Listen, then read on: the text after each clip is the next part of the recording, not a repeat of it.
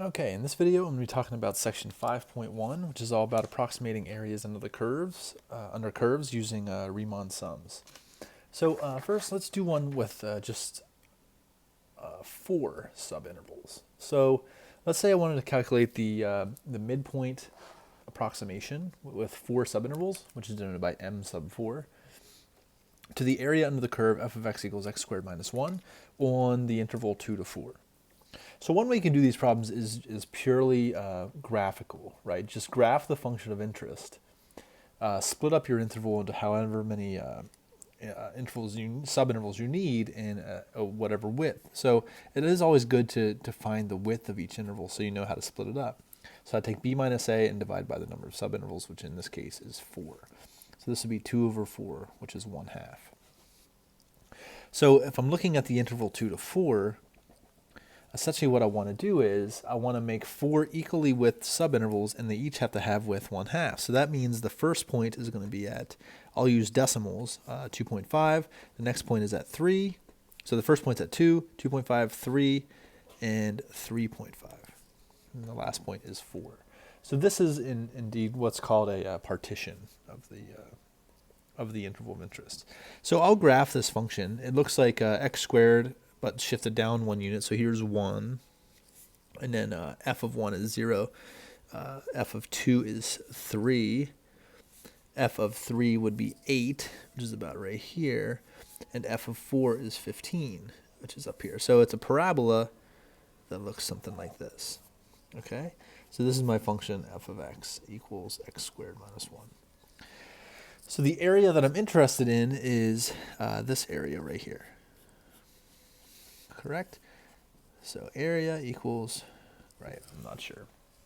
So what we're going to do is approximate this thing using 4 midpoint rectangles, which means the first rectangle is going to be between 2.2 and 2.5. So the width of that is 1/2, right, delta x.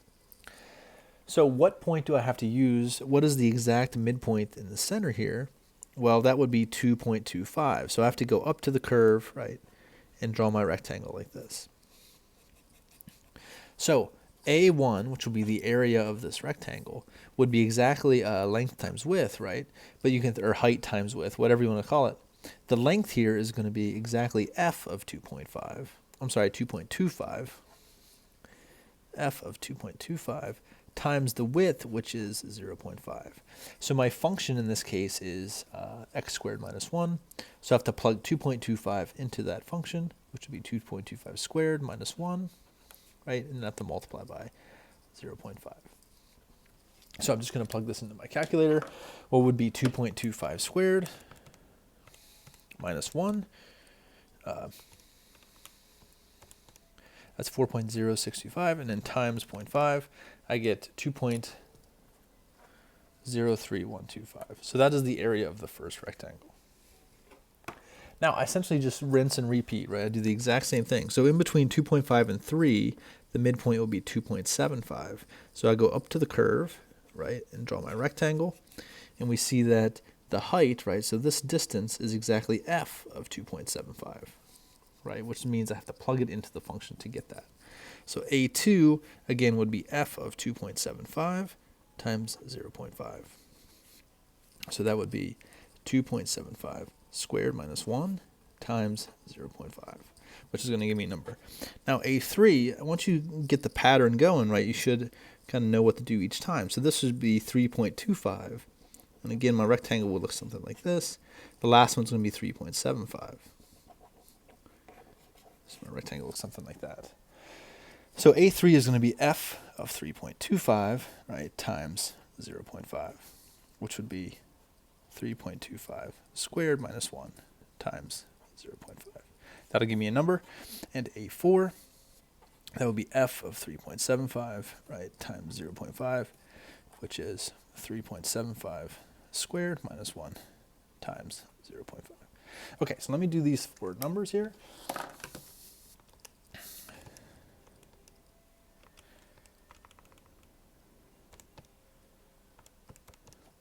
So in the second one, I would get 3.28125. For the third one. Let's see.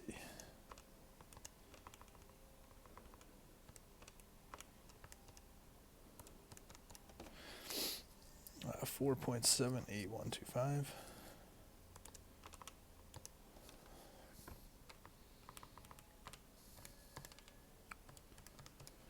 And we get 6.53125. And so what I need to do is add up these four rectangles. And so M4 is just going to be the sum of those four numbers. And that'll be an approximation to our area.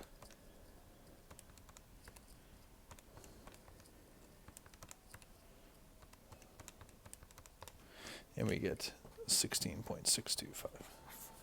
So that is an approximation to the area under that curve. So this is just to demonstrate one way to do a Riemann sum. If there's only four subintervals, really all you have to do is really draw a picture, right? Decide what the width of each one is and pick the midpoints. And remember, the height of each rectangle is always just the function evaluated at the midpoint. So we could do another one. Let's try L sub 6. And here I'm not going to draw a picture. I'm just going to do it kind of using the definition of a Riemann sum. So in this case, I would kind of go about the same way. So here my function is e to the x over 2. I first find delta x, which is b minus a over n. If I'm doing left endpoints and with 6 values, that would be 4 minus 1 over 6, which is, again, 1/2. So delta x is 1/2. Now, since I'm using the left endpoint, I can find xk star. That's defined as a plus k minus 1 delta x. So xk star is equal to 1 plus k minus 1 times 1/2. So simplifying this, I get xk star is 1 plus k over 2 minus 1 over 2. So at the end of the day, xk star is exactly 1/2 plus k over 2. If you want to think about it this way, xk star is exactly k plus 1 over 2. So that might be the easiest way to think of the left endpoints of these things.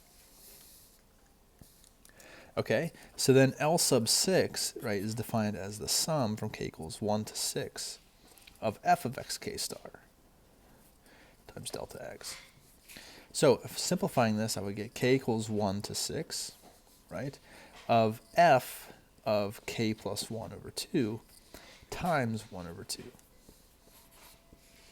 So k equals 1 to 6. Now what is f of this number? Well, it's e to the k plus 1 over 2, right, all over 2. Right? So I plugged in this value for x in the function, times 1/2. So we get k equals 1 to 6 of e to the k plus 1 over 4. And I'll move that 1/2 out front. So how can I quickly evaluate this? Well, I'll write out the sum of these 6 terms. So the first term would be 1/2, plug in 1 for k. That would be e to the 1/2, plus 1/2 e to the 3/4, plus 1/2 e to the 4/4, plus 1/2 e to the 5/4, plus 1/2 e to the 6/4, 1, 2, 3, 4, 5, one more, plus 1/2 e to the 7/4.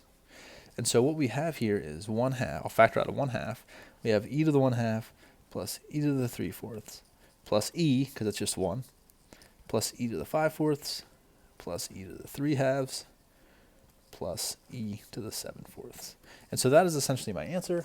I can plug this into my calculator. It's going to be a little bit annoying, but I can absolutely evaluate this. So I have e to the 0.5 plus e to the 0.75 plus e to the 1 plus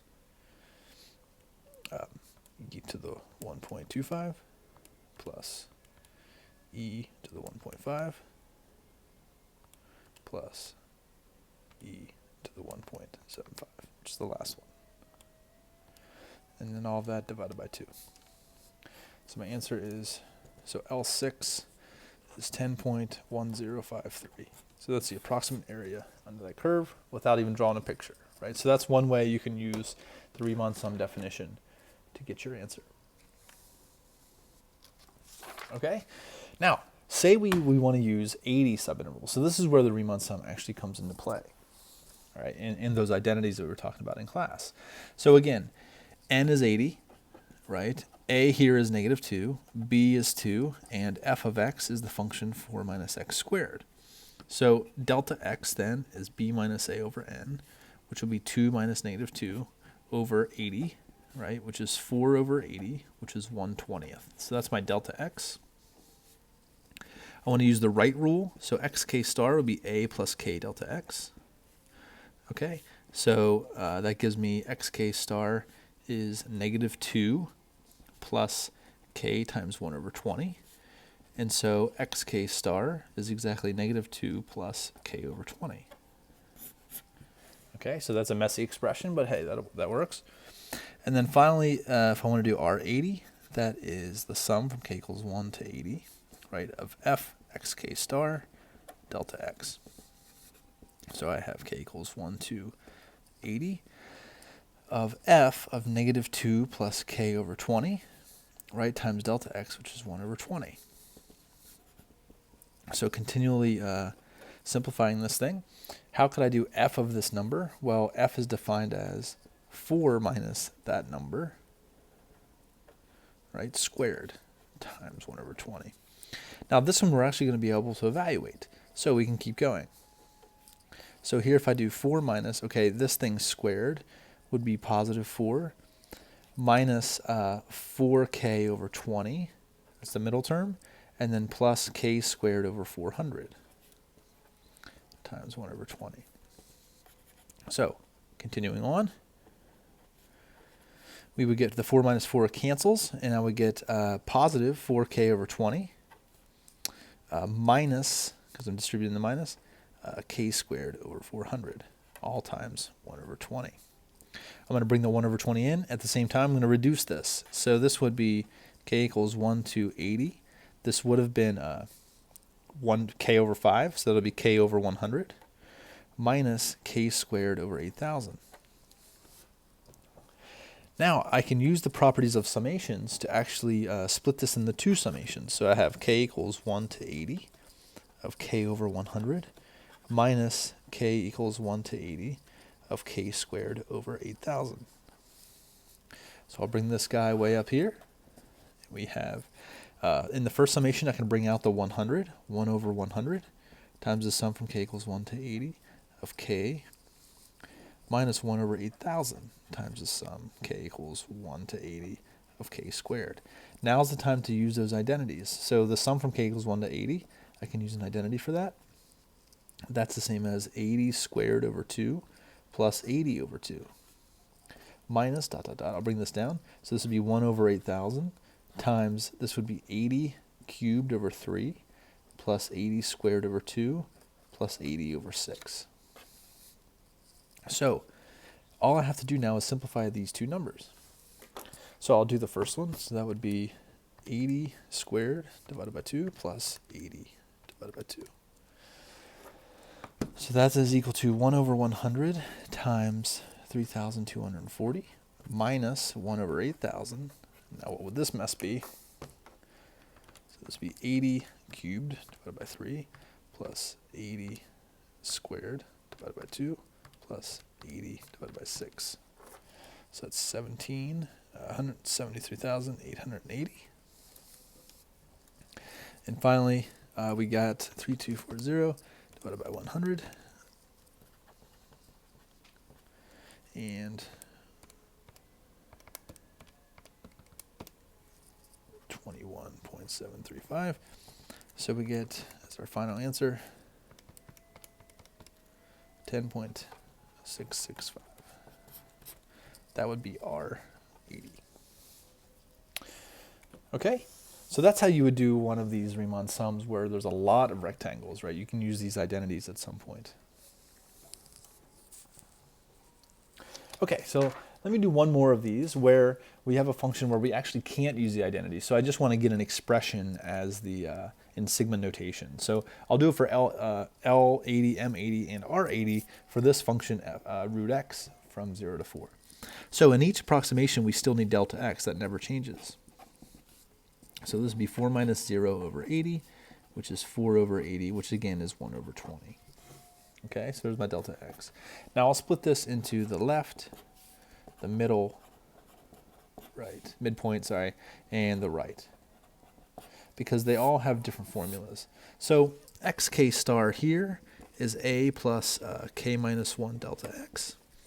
And so xk star in this case would be 0 plus k minus 1 times 1 over 20.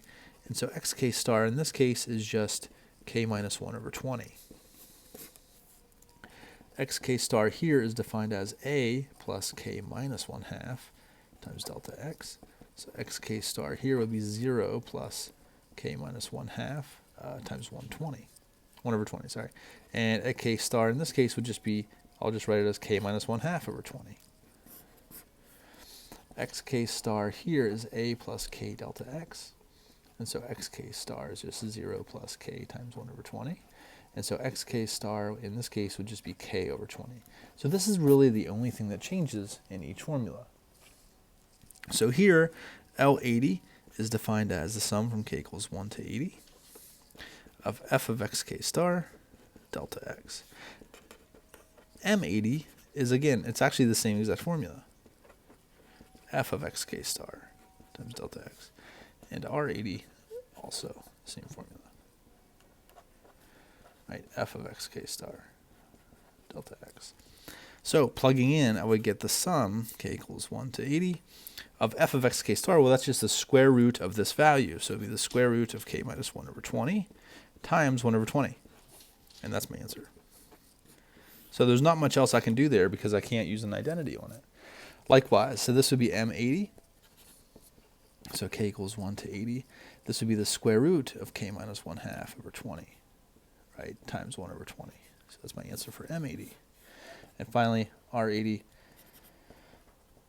k equals 1 to 80 of the square root of k over 20 times 1 over 20. So these things, three things represent three different numbers that approximate the area under the square root of x between 0 and 4. The simplest one is always the right-hand rule because we don't have to subtract off the 1/2 or subtract off the 1. That's why coming up later in tomorrow's lecture, right, we'll always just use the right-hand rule and we'll let the number of subintervals go to infinity. So this will be the easiest one to compute. All right, but this is a way to essentially set up this Riemann sum. Later we're going to let that number of rectangles go to infinity. So hopefully that helps.